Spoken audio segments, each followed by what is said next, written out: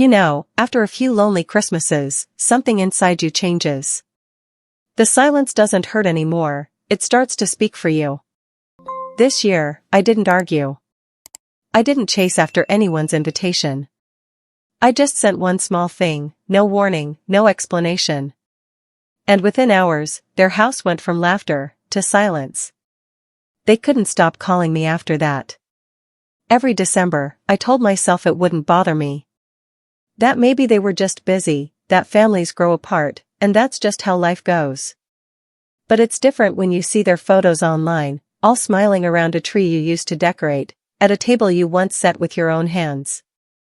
They never even noticed the empty chair. I sat alone again this year, a cup of tea in my hand, the soft glow of Christmas lights flickering against the quiet walls. And somewhere between the stillness and the ache, I decided, if I was going to be forgotten again, I'd make sure they remembered it this time. So I stood up, walked to the desk drawer, and pulled out an envelope I'd been keeping for months. It wasn't fancy. No glitter, no ribbons, just a few words written on a folded piece of paper. But by the end of the night, that simple envelope would do what years of begging never could, it would finally make them listen. The letter. I sat there for a long time, staring at that envelope. It had been waiting for this moment, though even I didn't know what that moment truly was until now. I'd written it weeks ago, one of those sleepless nights when the loneliness wouldn't let me rest. Every word came from the ache of years spent being left out, ignored, and quietly erased from the very family I once built my world around. Back then, I sealed it and tucked it away, promising myself I'd never send it. I thought I'd regret it if I did. But that night, that Christmas Eve, regret was the last thing I felt. My living room was silent except for the clock ticking above the fireplace. The tree stood small this year, just a few lights and ornaments I'd kept since the kids were little. Each one held a memory they'd long forgotten. The angel on top, the one my granddaughter made out of paper and glue, it tilted slightly, the way it always did. I smiled, not from joy, but from acceptance. Maybe Christmas wasn't about being surrounded by people who didn't value you. Maybe it was about finding peace and knowing your worth, even when they didn't see it. I took a deep breath, unsealed the envelope, and read the letter one last time before slipping it into a new one. The paper had aged a bit, the ink faded around the edges, but the words still cut the same. It wasn't a rant. It wasn't bitterness. It was simply the truth. The kind that doesn't need anger to make its point. I folded it carefully, slid it into the envelope, and wrote one name on the front, for the family who forgot me. The post office was closed, but I didn't need it. I knew exactly where they'd all be, my daughter's house, the same place they gathered every year without me. So, I wrapped my coat tighter, stepped out into the cold, and drove through quiet, snow-dusted streets. I remember seeing the glow of their windows from the end of the street, laughter spilling out, silhouettes moving around a tall, decorated tree. My heart ached, but it didn't break this time. I walked up the porch, placed the envelope under the wreath on their door, and left. No knock, no message, just silence. The next morning, my phone started ringing before the sun was even up. First, it was my daughter. Then my son. Then even my grandson, the one who hadn't spoken to me in 2 years. I didn't answer any of them. I just sat there, sipping my coffee, watching the snow fall through the window. For once, I didn't feel small or forgotten. I felt free. By mid-morning, my phone had rung over a dozen times. Each missed call left a small vibration on the table, a sound that used to send me running to answer, desperate for any sign they remembered me. Not this time. This time, I let the silence speak for me. Around noon, there was a knock on my door. 3 sharp taps, urgent, almost panicked. I peeked through the curtain and saw my daughter, Emily, standing there, coat half-buttoned, her face pale from the cold. For a moment, I thought about opening the door right away. But something stopped me. Maybe it was all the Christmas mornings I waited by the phone, hoping she'd remember to call.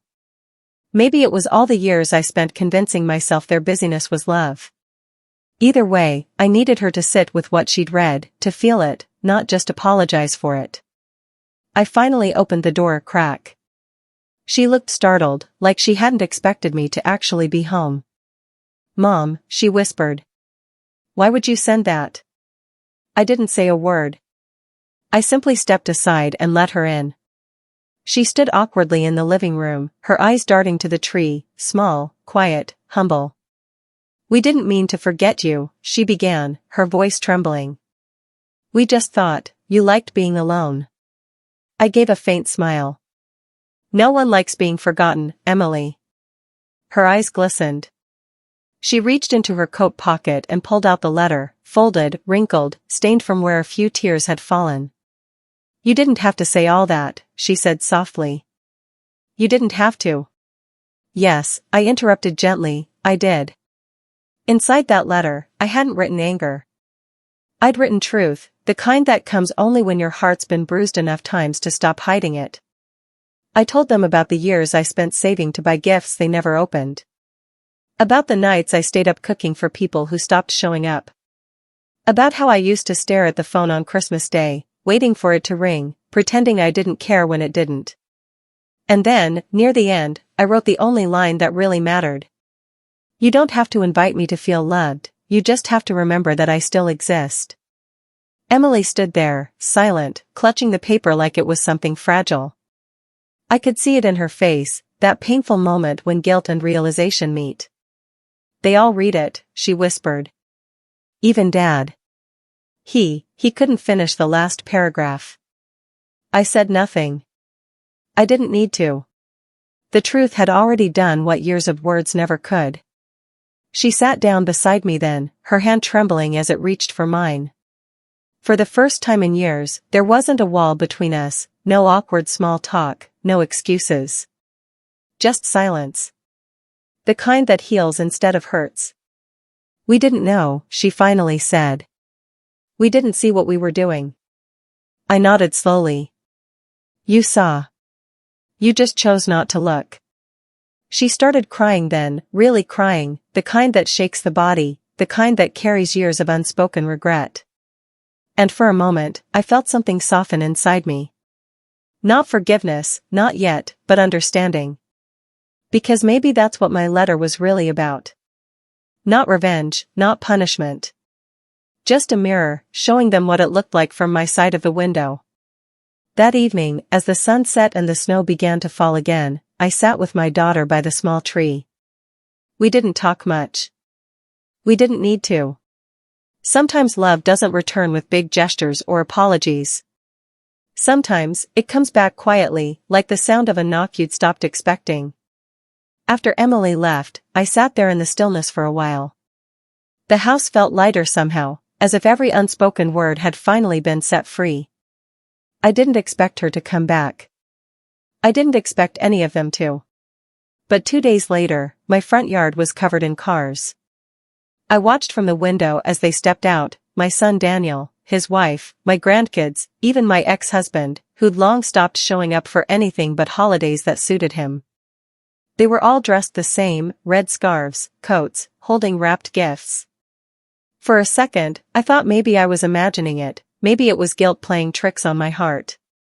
But then I heard it, the sound of little feet running up the porch, followed by a voice I hadn't heard in years. "Grandma. We came to spend Christmas with you." My heart nearly gave out.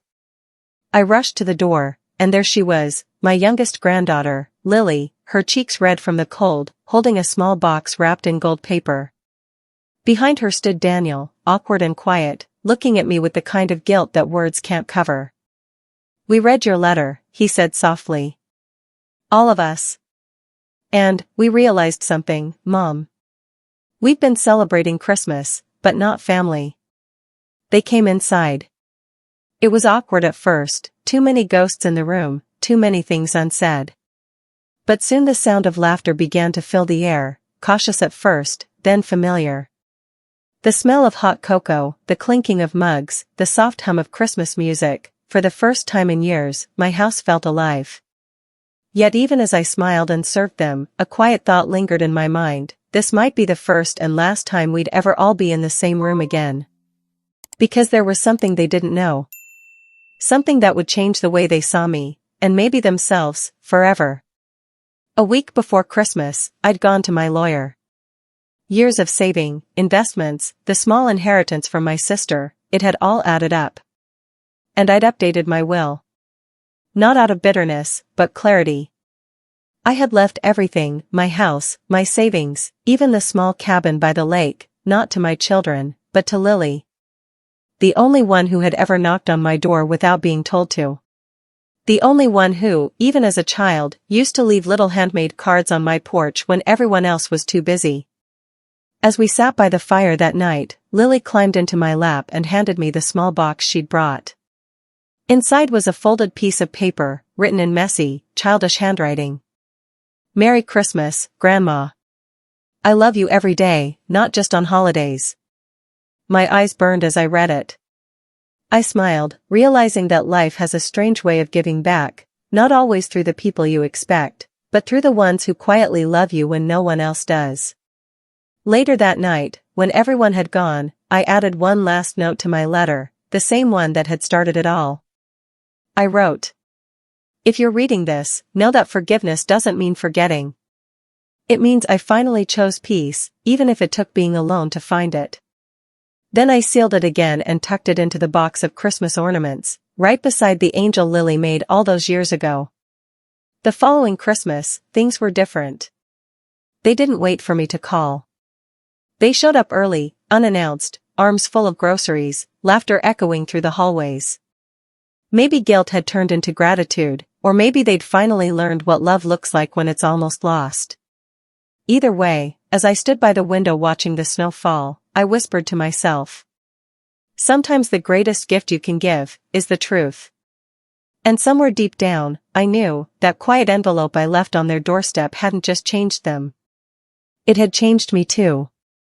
You know, love isn't proven by grand gestures, expensive gifts, or picture-perfect holidays. It's in the small things, the calls that don't have a reason, the visits that don't wait for an invitation, the warmth that doesn't fade when life gets busy. For a long time, I thought I was hard to love. I thought being left out meant I wasn't enough, too old, too quiet, too forgotten. But the truth is, some hearts only recognize your value when your silence becomes louder than your words. When you stop chasing, they start noticing. And when you finally choose peace over pain, that's when the healing begins. Sometimes, it takes being left out to realize your worth was never meant to be proven. Sometimes, it takes loneliness to teach you that love doesn't always come from the people you gave everything to, it comes from those who show up when no one else does. So if you've ever sat at an empty table during the holidays, wondering if anyone remembers you, this is your reminder. You matter. You always did. And one day, the people who overlooked your presence will be haunted by your absence. Because in the end, Christmas isn't about being surrounded by family, it's about being surrounded by love. And love, the real kind, doesn't forget you, even when the world does. When your silence finally speaks, the right people will listen. Until then, stay kind, stay peaceful, and never forget your worth. If this story touched your heart, tell me in the comments. Have you ever felt forgotten by your own family during the holidays? Your story might be the one that helps someone else heal tonight. And if you believe kindness still matters, tap the like button, subscribe, and share this video with someone who needs to hear it. Because sometimes, just one story can remind the world that love, real love, never expires.